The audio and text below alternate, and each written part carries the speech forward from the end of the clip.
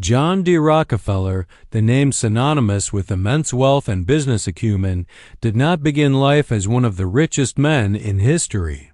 Born in 1839 in Richford, New York, he grew up in a modest household where discipline, frugality, and ambition were deeply ingrained by his father, William Avery Rockefeller. A traveling salesman known for both charm and questionable ethics, despite his father's erratic behavior, young Rockefeller absorbed crucial lessons on observation, negotiation, and the value of money. His mother, Elizabeth, instilled a sense of morality and responsibility, which would later temper some of Rockefeller's ruthless business practices. From a very young age, he displayed an extraordinary ability to calculate, plan, and foresee consequences, traits that would prove foundational to his empire. Rockefeller's early business ventures began almost as soon as he left school. At age 16, he secured a job as a bookkeeper for a produce commission firm, earning a modest salary but gaining invaluable experience in record-keeping, finance, and commercial negotiation. It was here that he learned the importance of meticulous accounting, transparency in records, and the value of trust and business relationship skills that would later underpin the complex financial structures of his oil empire. Even in these early days, Rockefeller demonstrated an unrelenting focus on efficiency and organization, traits that would distinguish him from his contemporaries. By the early 1860s, Rockefeller had identified oil refining as the sector with the greatest potential. He observed that crude oil itself was only valuable if refined efficiently and safely, a niche that many of his competitors ignored or mishandled. With an eye for both innovation and opportunity, Rockefeller formed a small partnership and purchased his first refinery. Unlike many others in the industry, he emphasized cost reduction, quality control, and strategic partnerships, laying the groundwork for what would become Standard Oil. His approach was both methodical and relentless. He sought to understand every part of the refining process, from procurement to distribution, ensuring that no inefficiency could erode profits.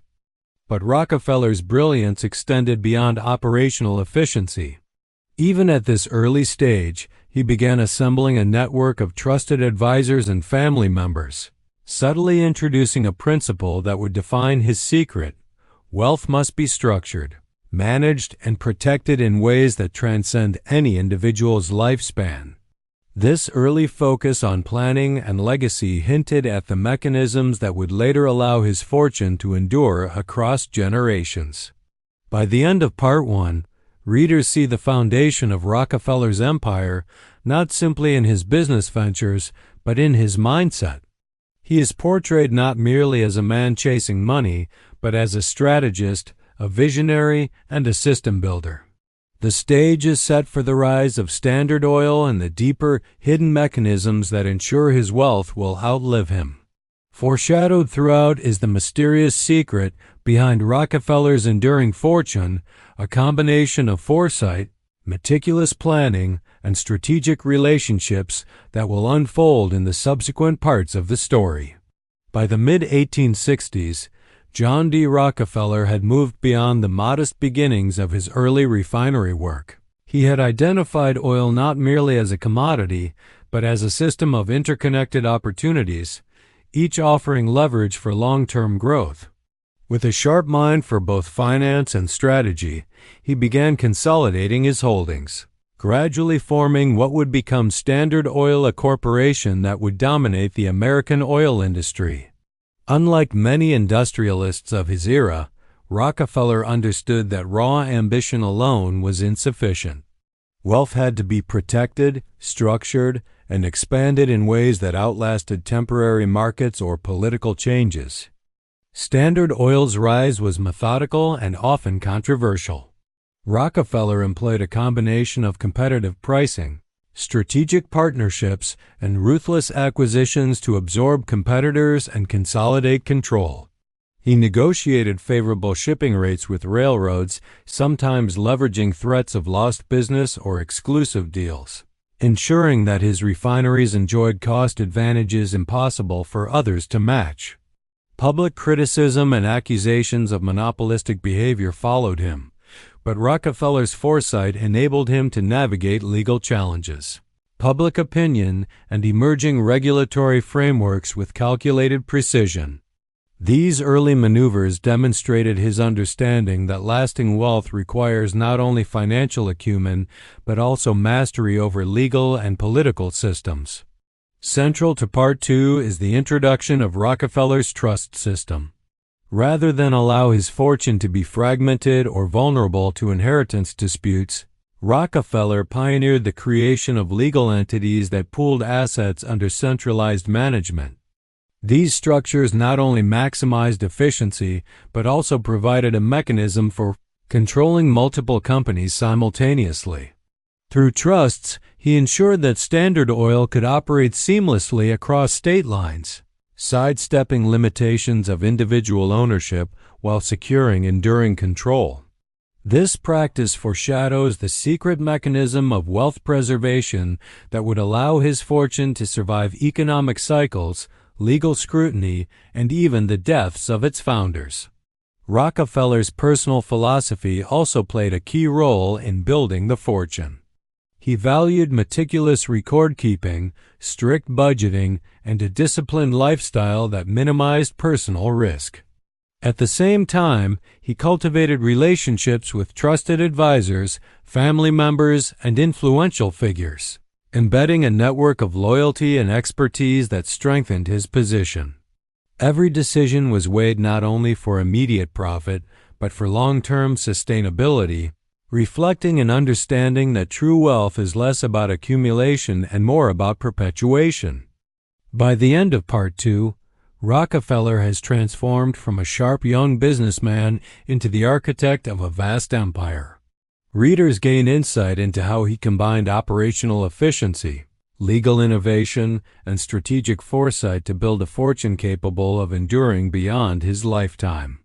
More importantly, Part 2 begins to reveal the contours of the secret behind Rockefeller's wealth, a sophisticated system of structures, relationships, and strategies designed not merely to make money, but to make money eternal.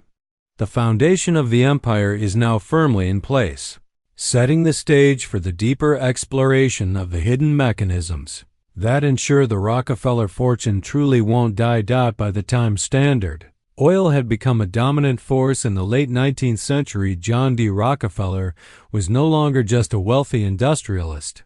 He was a master of systems, structures, and foresight. Part 3 delves into the invisible mechanisms that allowed his fortune to endure beyond his own life, mechanisms largely hidden from the public eye and carefully engineered to survive both economic upheavals and social scrutiny. At the heart of Rockefeller's strategy were trusts and complex legal entities. Unlike ordinary investors who simply owned stocks or assets, Rockefeller pooled his holdings into centralized trusts, which allowed a small group of trusted managers to control vast networks of companies. These entities were meticulously designed to protect the wealth from fragmentation, taxes, and market volatility. By legally separating ownership from management, Rockefeller ensured that the empire could operate continuously even if individual members of his family or business network faced personal or financial setbacks.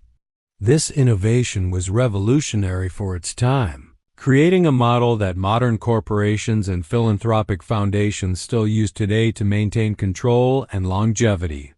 But trusts alone did not explain the immortality of Rockefeller's wealth.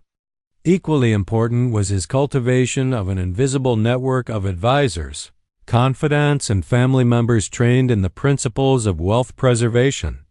Rockefeller understood that money alone was fragile. Systems, relationships, and knowledge were the true assets.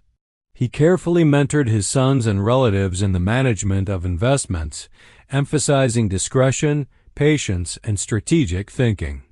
These lessons were often couched in everyday experiences, meticulous budgeting, careful observation of markets, and negotiation tactics, all serving as practical exercises in sustaining influence over resources.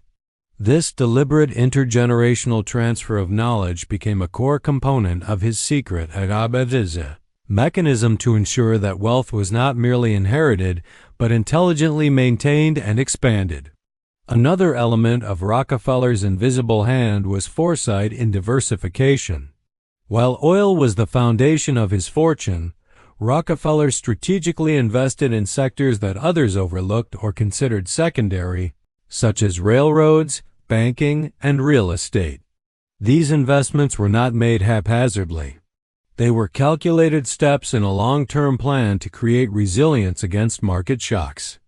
Moreover, Rockefeller positioned his philanthropic activities, establishing foundations, universities, and medical institutions as both vehicles for social influence and safeguards for his legacy. These philanthropic endeavors also functioned as subtle channels for maintaining networks of loyalty and authority in society, further insulating his fortune from external threats. Part 3 emphasizes that Rockefeller's secret was not a single formula or hidden document, but a multi-layered system of legal, financial, and social strategies. Wealth longevity depended on the interplay of structure, foresight, and human networks. By the end of this part, readers see that Rockefeller's fortune was like a living organism, carefully engineered, adaptable, and capable of surviving circumstances that would destroy ordinary fortunes. The stage is now set to examine how these invisible mechanisms manifest in the modern world, where the echoes of Rockefeller's strategies continue to shape corporate empires, philanthropic institutions, and global finance. As the 20th century unfolded, John D. Rockefeller's fortune had already transcended his lifetime thanks to the invisible system's legal structures and strategic foresight detailed in earlier parts. Part 4 explores how Rockefeller's secret continues to operate in the modern era, demonstrating that his wealth was never just about oil or assets. It was about influence, adaptability, and enduring systems of control. By the mid-20th century, Standard Oil had been dismantled into smaller companies due to antitrust rulings, yet Rockefeller's fortune remained remarkably intact. This resilience was no accident. The trusts, foundations, and legal structures he had established ensured that wealth could survive regulatory disruption. Investments were diversified across industries, banking, real estate technology, and even emerging global markets so that no single sector could imperil the entire fortune.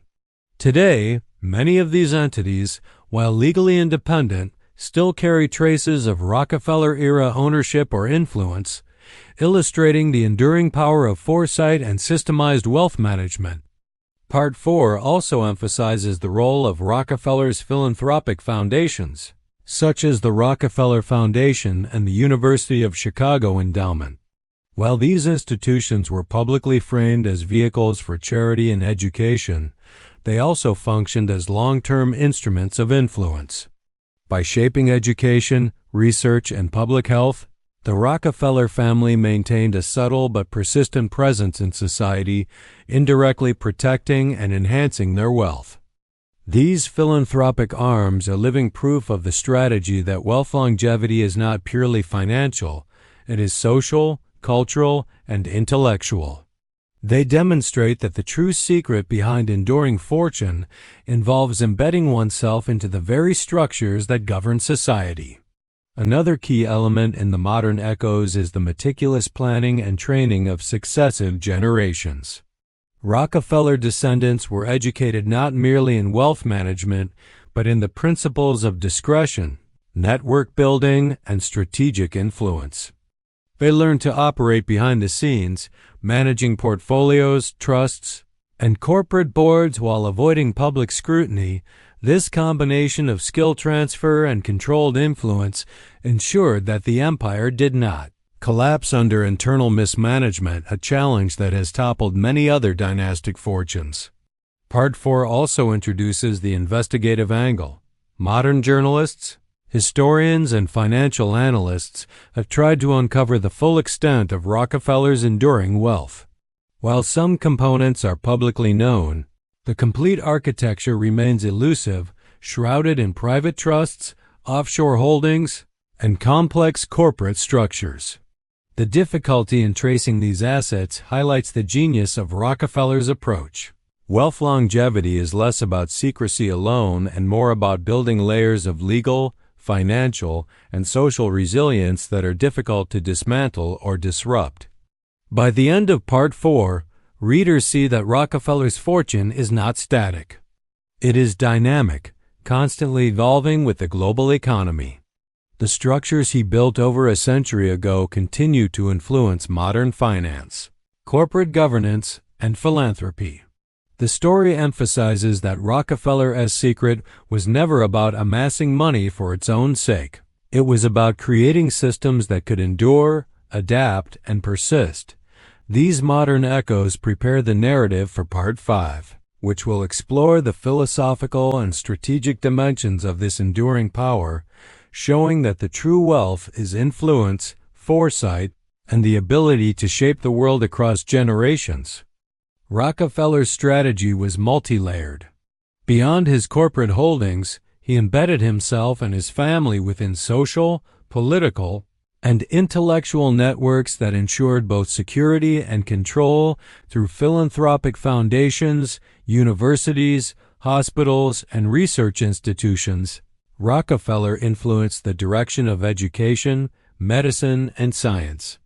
These investments were not merely altruistic, they were deliberate tools for shaping the culture, knowledge, and societal values that would persist long after his death.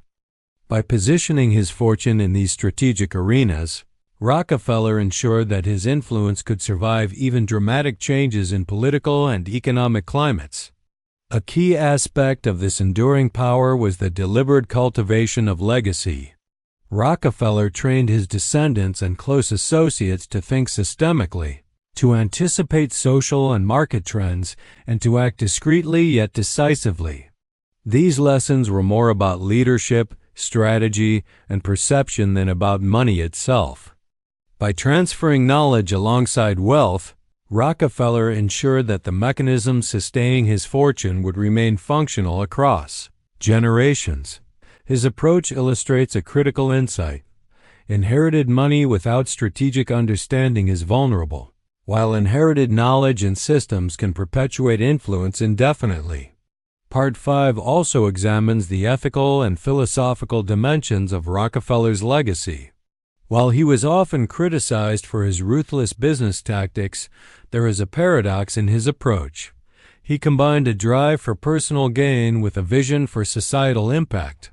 By strategically channeling his fortune into institutions that advanced public welfare, Rockefeller created a form of power that was simultaneously economic, cultural, and moral. This fusion of wealth and influence allowed him not only to preserve his fortune, but to ensure that his name and the structures he built would endure. The narrative also highlights the idea that Rockefeller's power was invisible yet pervasive. Few outside his inner circle could fully comprehend the breadth of his influence.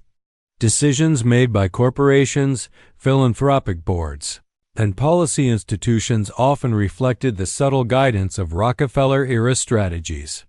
Even today, modern financial systems, corporate practices, and educational institutions bear traces of the frameworks he established, proving that the true measure of wealth is not its amount, but its ability to shape the world across decades and centuries. By the end of Part 5, readers understand that Rockefeller's secret is not merely financial engineering, it is strategic influence. Wealth longevity depends on the combination of foresight, structural intelligence, and the capacity to affect human systems. Rockefeller did not just build an empire. He built an enduring network of power. This sets the stage for Part 6, where the story will reveal the ultimate secret and its full implications, showing how the Rockefeller fortune truly defies the limits of time. Part 6 brings the story to its culmination, revealing the essence of Rockefeller as enduring fortune and the mechanisms that allowed it to survive for over a century. By now, readers understand that Rockefeller's wealth was more than oil, more and assets. It was a carefully engineered system of influence, strategy, and foresight. The ultimate secret lies in the combination of legal innovation, intergenerational planning, and the deliberate shaping of society itself. At the core of this secret is Rockefeller's genius in structuring wealth. From the creation of trusts and holding companies to the establishment of philanthropic foundations, he ensured that every dollar, every asset, and every influence channel was protected from dissolution. These structures were not static. They were designed to adapt to changing laws, economies, and social circumstances. By embedding flexibility into the foundations of his fortune, Rockefeller created a dynamic system capable of evolving with the modern world, making it nearly impervious to the common pitfalls that destroy other dynastic fortunes. Equally important was his cultivation of human capital. Rockefeller's descendants and trusted associates were meticulously trained to manage and perpetuate these systems. They were taught not merely to oversee money, but to think strategically about influence, risk, and long-term outcomes. This focus on knowledge transfer ensured that the empire could survive beyond the lifespan of any individual, preserving both wealth and authority. In essence, Rockefeller's fortune is immortal because it is governed by minds capable of adapting and sustaining it, rather than by static holdings alone. Another dimension of the secret is the subtle use of societal influence. Rockefeller has philanthropic and cultural investments ranging from universities to medical research serve dual purposes, advancing public welfare while securing long-term societal impact. By shaping institutions, ideas, and public perception, he created networks of loyalty, authority, and respect that reinforced the resilience of his fortune. This approach demonstrates that enduring wealth is not only about financial acumen, but also about the ability to shape social and cultural ecosystems, creating a protective environment for one's legacy. Part 6 also examines the modern manifestation of Rockefeller's secret. Today, remnants of his empire continue to thrive in multinational corporations, global financial institutions, and influential foundations. Even though the original Standard Oil no longer exists as a single entity, its descendants companies like ExxonMobil and Chevron operate as part of a broader ecosystem influenced by the frameworks Rockefeller created. The fortune's survival is a testament to strategic foresight, careful planning, and the integration of legal, financial, and social mechanisms. Finally, the narrative emphasizes that Rockefeller's true secret is philosophical as much as practical. Wealth alone is fragile, but knowledge, systems, influence, and foresight are immortal. By mastering these elements, Rockefeller ensured that his fortune would not simply endure, it would continue to shape the world long after his death. The story concludes with a reflection that anyone who understands and applies these principles, strategic vision, adaptability, and networked influence can, in theory, replicate the endurance of his empire. It is a timeless lesson in power, foresight, and the art of building something that truly won't die.